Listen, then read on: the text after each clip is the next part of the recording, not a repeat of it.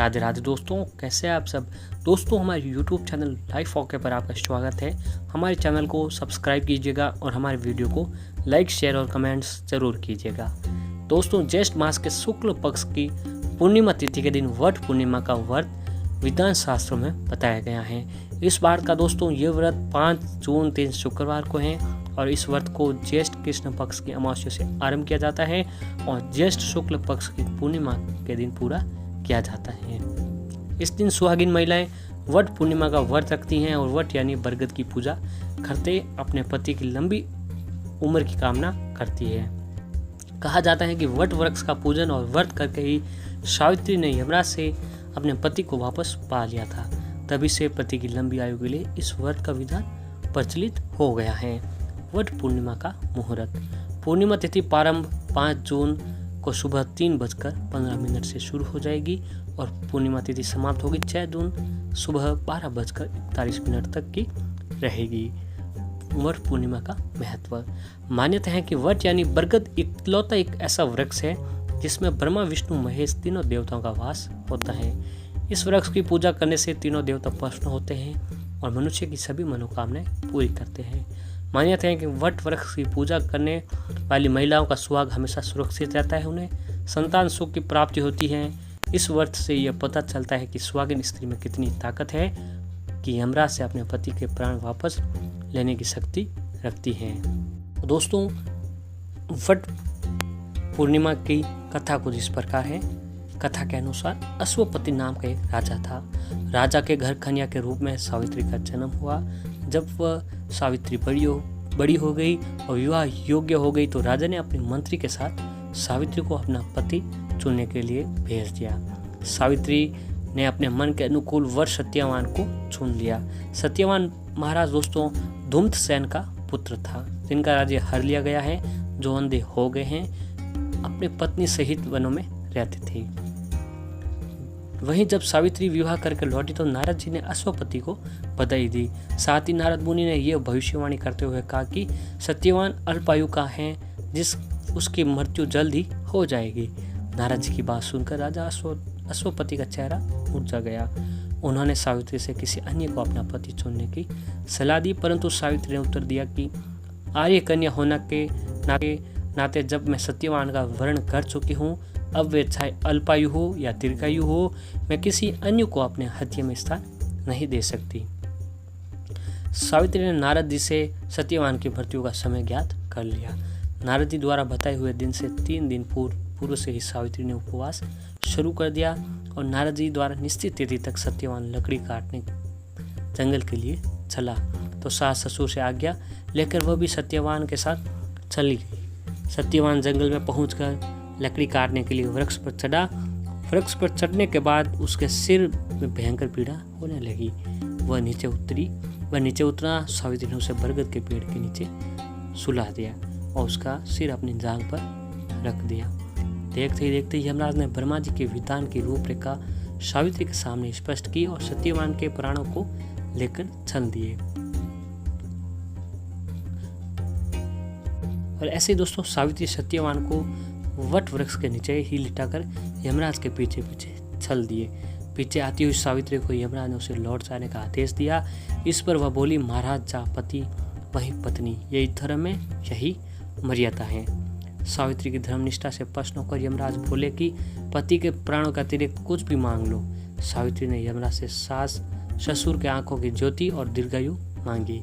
यमराज तथास्तु कहकर आगे बढ़ गए। सावित्री यमराज का पीछा करती रही। यमराज ने अपनी पीछे आती सावित्री से वापस लौट जाने को कहा।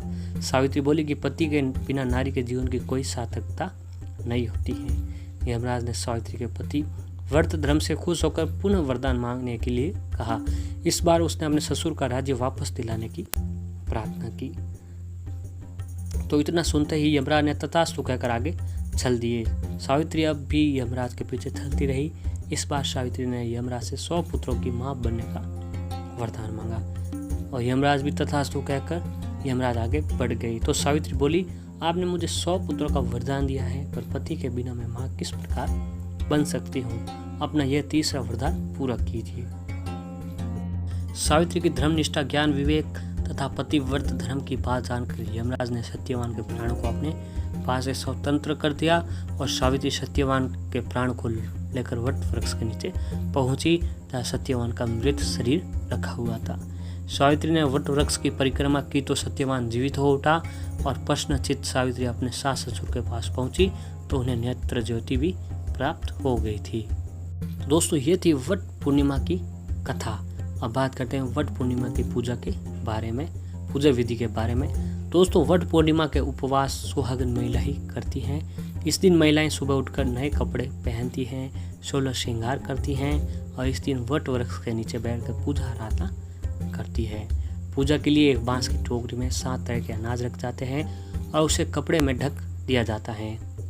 साथ ही दूसरी टोकरी में माता सावित्री की प्रतिमा रखी जाती है और उसको भी कपड़े से ढक दिए गए हैं। इन दोनों टोकरियों को वट वृक्ष के नीचे ले जाते हैं। इसके बाद वट वृक्ष और देवी सावित्री और सत्यवान की एक साथ पूजा करें। वट वृक्ष पर जल चढ़ाकर कुमकुम और अक्षत अर्पण करें। इसके बाद लाल सूत के धागे से वट वृक्ष को बांधकर 7 बार परिक्रमा करें। इसके बाद वट सावित्री की कथा सुनने के बाद दान दक्षिणा दें। फिर चने गुड़ का प्रसाद दिया जाता है और विवाहित महिलाएं वट वृक्ष पर सुहाग का सामान भी अर्पित करती हैं। घर के बड़ों का पैर छूकर आशीर्वाद लें और मीठा खाकर व्रत खोलना चाहिए। तो दोस्तों, इस प्रकार आपको भी जो व्रत रखते हैं महिलाएं उनको पूजा करनी चाहिए। तो दोस्तों, इस कथा का आप भी आनंद लीजिएगा। आपके परिवार में सभी जनों को इसको भी सभी जनों को सुनाइएगा और दोस्तों, आप जो भी आपने जितने भी फ्रेंड्स हैं उनको आप आगे इस वीडियो को ज़रूर शेयर कीजिएगा। तो दोस्तों, वट पूर्णिमा के दिन आपको इन उपायों को भी करना चाहिए जिससे आपके घर में सुख समृद्धि बनी रहती है। अगर दोस्तों जिन कन्याओं की शादी में रुकावट आ रही है, जिनका विवाह में रुकावट आ रही है, तो वह उन कन्या को इस दिन वट पूर्णिमा के वट वृक्ष में कच्चा दूध चढ़ाकर गीली मिट्टी से तिलक करना चाहिए, जिनसे इनके शादी में आ रही रुकावटें दूर होती हैं। और ऐसे दोस्तों, अगर किसी आपके घर में या किसी के घर में पितृ बाधा है, पितृगण है, तो दोस्तों इसके लिए आपको वट पूर्णिमा के दिन किसी नदी किनारे या धार्मिक स्थल पर बरगद का पेड़ अवश्य लगाना चाहिए। अगर दोस्तों आपके घर के नज़दीक किसी नदी किनारा नहीं है तो आप अपने घर के नज़दीक कोई मंदिर हो तो वहाँ लगा सकते हो।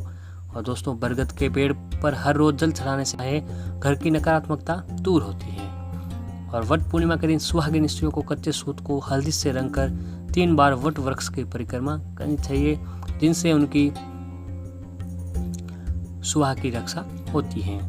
और वट पूर्णिमा के दिन सुहागिन स्त्रियां अगर कच्चा दूध वट के वृक्ष पर चढ़ाती है तो उनकी संतान संबंधी जो भी समस्या आती है वह भी दूर होती है। और वट पूर्णिमा के दिन वट वृक्ष को हाथ के पंखे से हवा करें। उसके बाद उस पंखे से ले जाकर घर आकर अपने पति पर हवा करने से जो भी सारी नकारात्मकता ऊर्जा होती है, नकारात्मक प्रभाव होते हैं, वह दूर होते हैं। और वट सावित्री के दिन सत्यवान की कथा सुनना बहुत ही काफ़ी शुभदायक रहता है। और वट पूर्णिमा के दिन शाम के समय मीठा जरूर खाएं और बरगद के पत्ते को अपने बालों में लगाने से भगवान शिव, ब्रह्मा, विष्णु तीनों का आशीर्वाद प्राप्त होता है। और वट पूर्णिमा के दिन सुहागिन स्त्रियों के पति के साथ घर के बुजुर्ग को भी आशीर्वाद अवश्य लेना चाहिए। तो दोस्तों, ये व्रत सुहागिन महिलाएं अपने पति की लंबी आयु के लिए रखती हैं और उनकी सुहाग की रक्षा के लिए रखती हैं।